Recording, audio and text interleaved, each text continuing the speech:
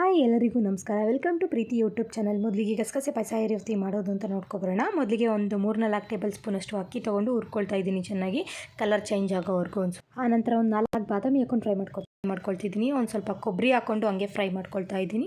ಆನಂತರ ಒಂದು ಸ್ವಲ್ಪ ಗಸಗಸೆ ತೊಗೊಂಡಿದ್ದೀನಿ. ಅದೊಂದು ಸ್ವಲ್ಪ ಚಟಪಟ ಅಂದಿದ ತಕ್ಷಣ ತೊಗೊಬಿಡಿ, ಇಲ್ಲಾಂದರೆ ಬ್ಲ್ಯಾಕ್ ಆಗಿಬಿಡುತ್ತೆ. ಆಮೇಲೆ ಹಾರಾಕಿ ಇಟ್ಕೊಂಡಿದ್ದೀನಿ ಎಲ್ಲನೂ ಒಂದು ಪ್ಲೇಟ್ಗೆ ಹಾಕ್ಕೊಂಡು ಮಿಕ್ಸರ್ ಜಾರ್ಗೆ ಹಾಕ್ಕೊಳ್ತಿದ್ದೀನಿ. ಆನಂತರ 3 ಏಲಕ್ಕಿ ಹಾಕ್ಕೊಂಡು ಒಂದು ಸ್ವಲ್ಪ ನೀರು ಹಾಕ್ಕೊಂಡು ರುಬ್ಕೊಳ್ತಾ ಇದ್ದೀನಿ. ರುಬ್ಬಿರೋ ಅಂಥ ಮಿಶ್ರಣ ಈ ರೀತಿಯಾಗಿದೆ ನೋಡಿ. ಆಮೇಲೆ ಒಂದು ಪಾತ್ರೆಯಲ್ಲಿ 1 ಚೊಂಬಷ್ಟು ನೀರು ಹಾಕ್ಕೊಂಡು ಬೆಲ್ಲ ಹಾಕಿ ಕಾಯಿಸೋಕ್ಕೆ ಇಟ್ಟಿದ್ದೀನಿ. ಆನಂತರ ಒಂದು ಪಾತ್ರೆಯಲ್ಲಿ ತುಪ್ಪ ಹಾಕಿ, ಆನಂತರ ತುಪ್ಪ ಬೆಚ್ಚಗಾದ ನಂತರ ಗೋಡಂಬಿ ಹಾಕಿ ಒಂದು ಸ್ವಲ್ಪ ಫ್ರೈ ಮಾಡ್ಕೊಳ್ತಾ ಇದ್ದೀನಿ.